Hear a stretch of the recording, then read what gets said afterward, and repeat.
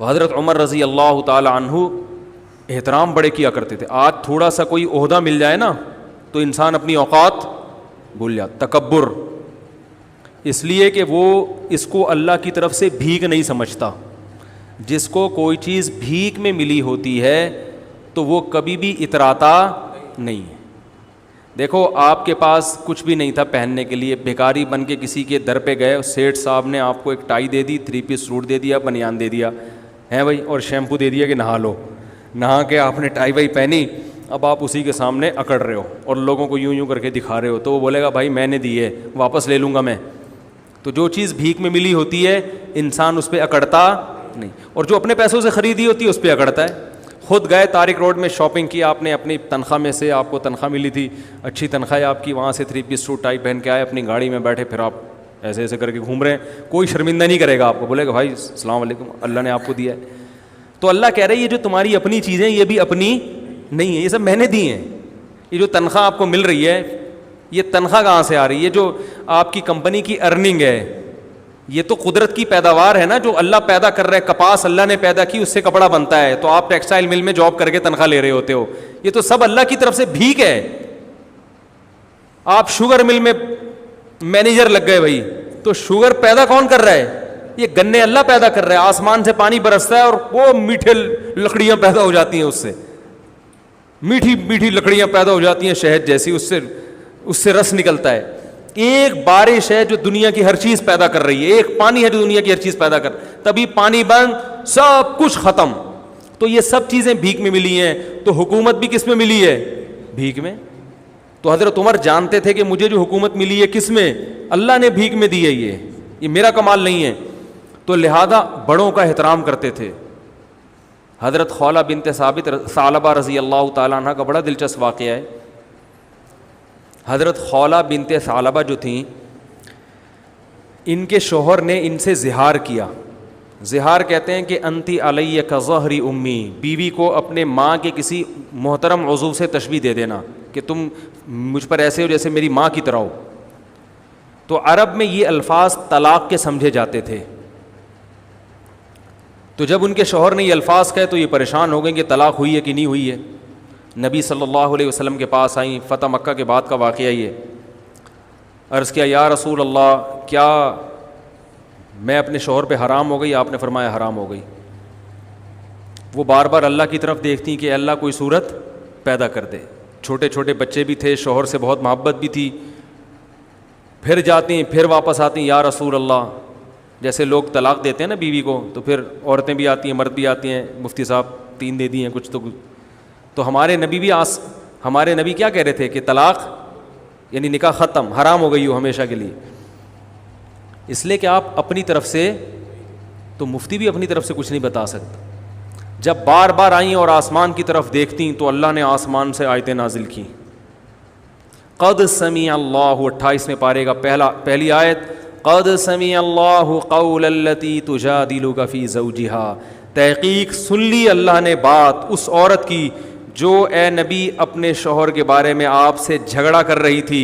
واللہ یسمع تحاورکما, اللہ تمہاری سرگوشیوں کو, باتوں کو سنتا ہے. اور پھر اللہ نے آیتیں نازل کی, والذین یظاہرون منکم من نسائہم, جو لوگ اپنی بیویوں کو ماں کے کسی عضو سے تشبیہ دے دیں, زہار کریں, تو اس طرح کہنے سے ان کی بیویاں حقیقت میں ماں نہیں بن جاتی. یہ طلاق کا جملہ نہیں ہے, نہ اس سے طلاق ہوگی نہ بیوی حرام ہوگی, لیکن یہ بری بات ہے. تو بری بات کی سزا یہ ہے کہ جو شوہر ایسا جملہ کہے گا تو وہ بیوی کے قریب نہیں جا سکتا جب تک کہ ایک غلام کو آزاد نہ کر دے. اور جس میں غلام کی طاقت نہیں ہے وہ 60 روزے لگاتار رکھے. جو 60 روزے بھی نہیں رکھ سکتا, کمزور ہے, بیمار ہے, تو وہ 60 مسکینوں کو 2 ٹائم کا کھانا کھلائے, اس کے بعد بیوی کے پاس جا سکتا. تو اللہ نے آیتیں نازل کی. کیا خیال ہے بھائی؟ اب آیتیں نازل ہونے کا آپشن, اس لیے 3 طلاقیں دیں تو وہیں بیٹھ کے بس سمجھ جائے گا کہ بیوی حرام ہو گئی ہے, ٹھیک ہے نا. اب آگے مفتی کو تنگ نہیں کوئی گنجائش, پھر ادھر سے آگے فتوے آج کل مارکیٹ میں اویلیبل ہے. اور میں بتاتا ہوں اہل حدیث علماء کا میں احترام کرتا ہوں, لیکن 3 طلاق کے مسئلے میں ان کی رائے 100% غلط ہے, بالکل قرآن و حدیث سے متصادم, اجماع امت کے خلاف ہے. اس لیے ان کے فتویٰ سے بیوی حلال نہیں ہوگی. خود اہل حدیث کے لیے بھی اس فتوے پر عمل کرنا جائز نہیں ہے.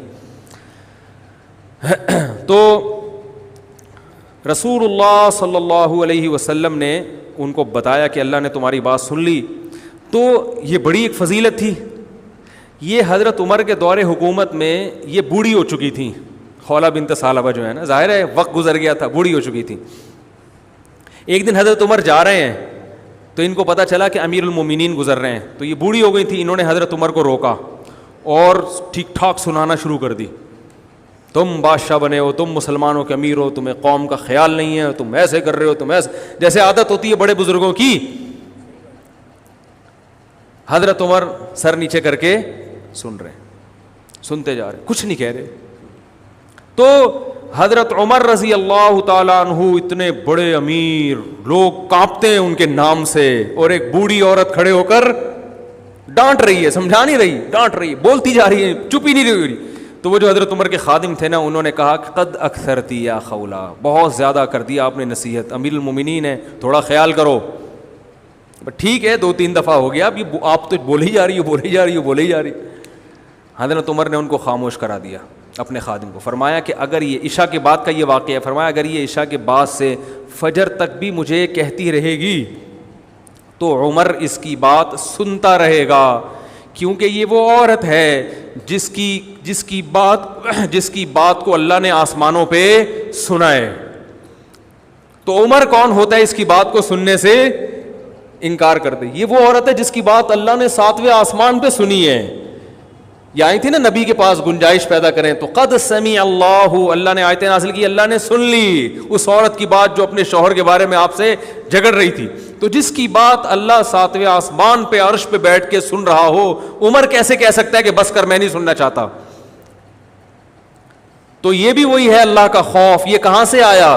قرآن سے آیا. کوئی اقوام متحدہ نہیں تھی اس وقت, یہ کوئی بین الاقوامی عدالت نہیں تھی جس کے پاس دنیا کیس لے کے جاتی کہ یہ ہماری بات نہیں سن رہے. جب تک اللہ کا خوف نہ ہو, آخرت نہ ہو, انسان کا بچہ بن ہی نہیں سکتا, اور دنیا میں ظلم ہوتا رہے گا, اور اپنے اوپر بھی انسان ظلم کرتا رہے گا, اپنے اوپر بھی. دیکھو میں سگریٹ نہیں پیتا الحمدللہ, میں چرس نہیں پیتا, میں ہیروئن نہیں پیتا. یہ کیوں؟ اسلام کی وجہ سے نا. اگر آپ نہیں پی رہے تو کس کی وجہ سے؟ خدا کی قسم ایک دن کے لیے اسلام کو ہٹا دو تو دیکھو یہاں آدھے سے زیادہ لوگ شراب پینا شروع کر دیں گے. اپنی جان پہ ظلم ہے یا نہیں شراب پینا؟ بتاؤ میرے بھائی. حضرت عمر کو پتہ چل گیا کہ میں اگر سوؤں گا اور کوئی بھوکا سو گیا تو میری خیر نہیں ہے, میری خیر, مجھے دنیا میں کوئی نہیں پوچھتا, آخرت میں پوچھا جاؤں گا. میں اگر اس بوڑھی عورت کے سامنے بول پڑا, خولہ بنت ثعلبہ کے سامنے, تو اللہ کہے گا اے عمر, اس کی آواز تو میں نے آسمانوں پہ سنی اور جواب دیا ہے, تو مجھ سے بڑا تھوڑی ہو سکتا ہے. تجھے آج 22 لاکھ مربع میل کی حکومت مل گئی, میں نے بٹھایا, تو اب تو ایک بوڑھے کا احترام نہیں کر رہا. یہ خوف ہے جو ان کو سننے پر مجبور کر رہا ہے. تو صرف اسلام, صرف دین ہی نجات کا راستہ ہے میرے بھائی, اور آپ کی زندگی میں سکون اور اطمینان بھی صرف اسی لائن میں ہے, اس کے علاوہ سب بکواس ہے.